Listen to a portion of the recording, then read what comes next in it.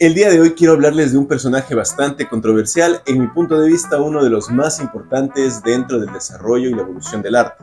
Su nombre original era Andy Warhol y luego él se lo cambió por Andy Warhol. Let's leave the Oasis, head back to the process. Someone grab all the fetish, shut up right there. Can't forget Bro Derek. Andy Warhol nació en una familia de bajos recursos en Pittsburgh, Nueva York, en 1928. Él fue una parte fundamental para el desarrollo del pop art. La palabra pop como tal se la acuñó casi que después de la Revolución Industrial, entre 1860 y 1940. El término pop está muy relacionado con la cultura popular, con la educación deficiente y también con las clases bajas. Luego de la Segunda Guerra Mundial, la cultura popular se la asoció con la cultura de masas, la cultura de la imagen y la cultura del consumo. Pues junto con la televisión, el cine, nació el pop art, más o menos a mediados del siglo XX. Por ende, el arte pop es una representación de la cultura popular y también de la vida cotidiana. Andy Warhol tuvo un éxito mundial, prácticamente al inicio como ilustrador, pero luego fue un enlace entre intelectuales y artistas, pero también entre aristócratas, homosexuales, celebridades de Hollywood, modelos y diferentes personajes urbanos.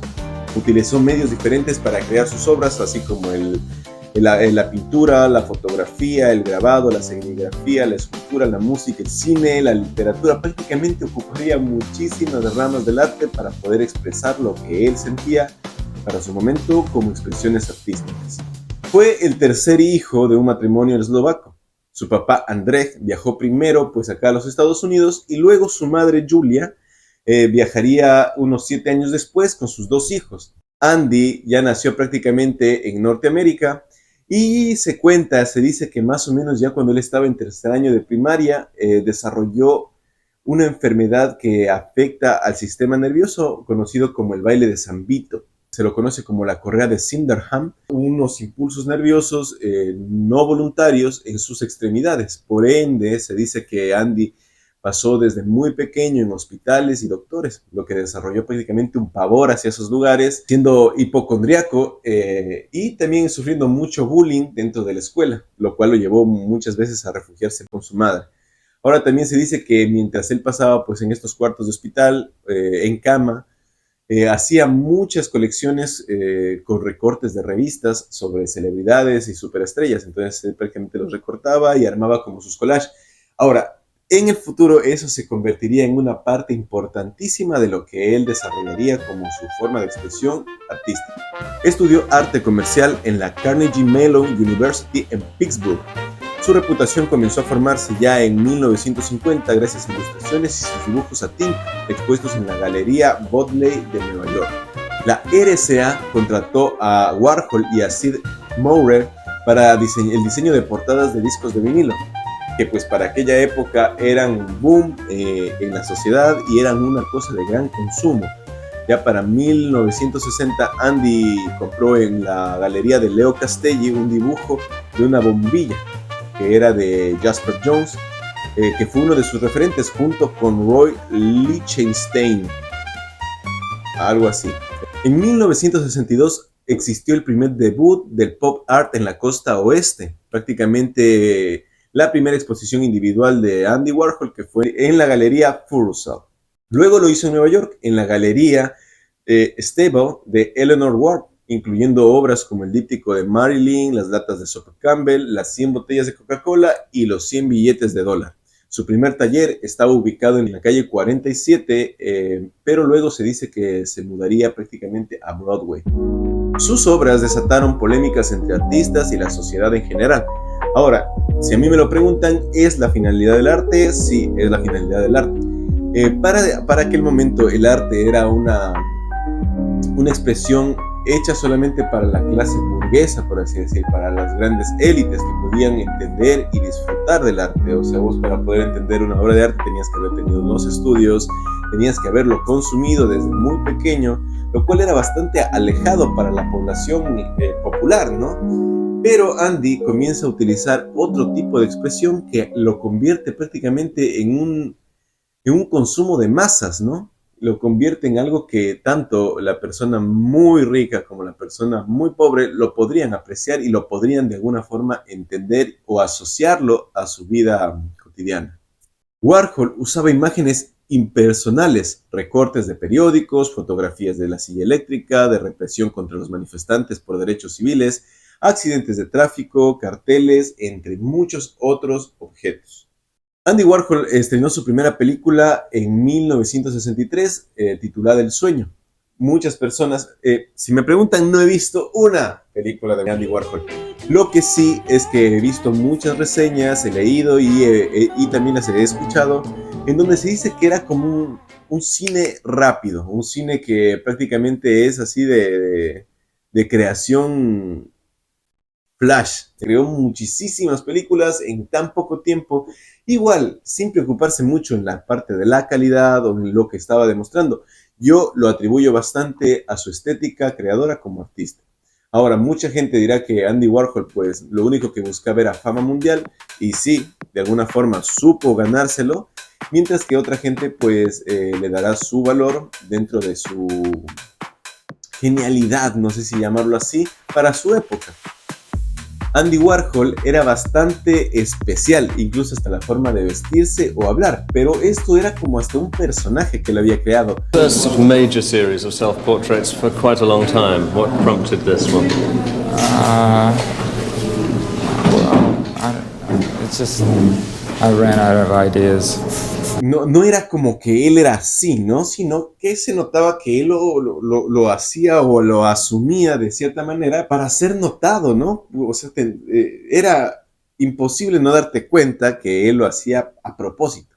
Usaba una peluca blanca, unas gafas, incluso su forma de hablar y referirse, que pues dentro de su intimidad o privacidad posiblemente ni siquiera era exactamente eso que él mostraba, ¿no? Muchas personas asocian que él quería parecerse mucho a Marilyn Monroe, que él pues decía que era una mujer hermosísima, que tenía unos labios bellísimos, pero que eran impesables. The American Supermarket se dio en el año 1964. Fue en la galería de Paul Bianchini en el Upper East Side de Manhattan. Prácticamente era un pequeño supermercado estadounidense, donde había muchas conservas, latas de sopa Campbell, postres. Se dice que era como ingresar a una microtienda, ¿no? La contribución que dejó Warhol fue una pintura de las latas de sopa Campbell, valorada en $1,500, cuando en aquel momento creo que valían entre $6. Algo también bastante controversial para aquella época y para la producción del arte fue que Warhol recurrió a asistentes. Entonces eso lo hizo con el fin de mejorar la productividad de sus obras. Ya en donde tenía su taller artístico, que tenía el nombre de Factory, que fue un lugar ya bastante concurrido y famoso entre la élite, los artistas y los productores, pues comenzó a producir en masa. Ya no era como que el artista y en su momento creador con su sentir y nada más, sino que él decía, ok, si esto pegó, pues lo voy a sacar 10, 15, 100 de estos y no pasa nada. Pues el que quiera arte, tenga arte. En los años 60 reunió a lo que llamaba superstars, que eran bohemios y excéntricos, entre ellos Eddie Sedgwick, Viva y Ultraviolet, Isabel Collin Dufresne. Eran actores de sus películas. Fue manager de Velvet Underground y también apareció en la revista Interview en 1969. Warhol hizo una declaración súper controversial e interesante. Dijo que todos en el futuro tendrían una fama durante 15 minutos. ¿Qué prácticamente nos quería decir o hacia dónde estaba apuntada su mentalidad? Pues yo creo que no se equivocó. Hoy en día muchas personas con TikTok, con YouTube, con Instagram o con muchas otras redes pueden alcanzar una fama o no sé si llamarlo fama, pero sí un alcance que es a veces inexplicable, que es a veces incluso absurdo, y luego desaparecen. Yo, por lo menos en TikTok, he podido ver personas que han aparecido porque cantaban súper bien una canción o porque hicieron algo específico, pegaron durísimo, todo el mundo los compartió, todo el mundo los siguió y luego desaparecieron. Hoy ya no sabemos ni siquiera en dónde están. Warhol, ¿acaso tenía razón sobre lo que nos estaba diciendo? ¿Cuál era su punto de vista sobre el arte, sobre la personalidad de las personas y la sociedad y el desarrollo de la sociedad. Ahora es importantísimo tener en cuenta eso, ¿no? Andy Warhol estaba... si ubicamos a Andy Warhol, lo cogemos a Andy Warhol y lo ponemos en el 2024, sería uno más. No se diferenciaría y de hecho se confundiría en la masa. Tú lo coges y lo pones en Ciudad de México y prácticamente va a desaparecer, porque hay mucha gente que usa pelucas, mucha gente que se viste como ellos quieren, que prácticamente sería imperceptible. Pero imagínense a un Andy Warhol en 1960, en donde los derechos de las personas, en donde la diversidad, en donde la forma de pensar tenía un canon específico, y de repente aparece un tipo que enaltece estas diferencias sociales, donde enaltece prácticamente otros grupos minoritarios y comienza prácticamente a revolucionar el arte. Te dice, ok, es este pensamiento que Warhol lo expone, ¿no? ¿Por qué la Coca-Cola? Entonces él dice, por más rico que tú seas y por más dinero que tú tengas, no puedes comprar una mejor Coca-Cola que el pobre. El pobre, con el poco dinero que tenga, la Coca-Cola que él va a tomarse va a saber de la misma manera que la que va a tomarse el rico. Y muchas de sus obras, muchas de sus películas posiblemente nos desatan un poco de eso, de cuál era su forma de ver y cuál era su forma de pensar ante la sociedad y la cultura como se estaba desarrollando. El 3 de junio de 1968, Andy Warhol sufrió un atentado. Valerie Solana, que meses atrás le había cedido un guión esperando que el artista produjese su obra en The Factory, se presentó en su oficina y le disparó con un arma de fuego. Solana estaba diagnosticada con esquizofrenia. Bueno, por lo menos eso fue lo que se decretó para aquel momento. Los 3 disparos fueron graves, pero no le quitaron la vida al final. Andy Warhol murió en la ciudad de Nueva York. Había sido sometido quirúrgicamente para extraerle la vesícula, sin embargo presentó una serie de complicaciones que incluían una arritmia cardíaca, razón por la cual falleció el 22 de febrero de 1987. El artista murió mientras dormía. Lo que yo creo es que Andy prácticamente se sentía parte de sus propias obras, parte de la cultura del consumismo, parte de la cultura del consumo en masa, o no sé. Pero para mí, si prácticamente no existieran este tipo de artistas, yo creo que estuviéramos en un bucle cerrado en el que no se puede salir de las formas de expresión. Mi punto de vista es que son necesarios porque tanto el arte como las expresiones artísticas responden a un contexto social, a un contexto cultural, a un pensamiento de la época y cómo se está desarrollando o evolucionando la forma de pensar dentro de, no solo del arte, sino dentro de la política, dentro de la sociología, de la filosofía, del humano. Muchas veces estos artistas son una voz de una masa, de algo que ya se está reproduciendo.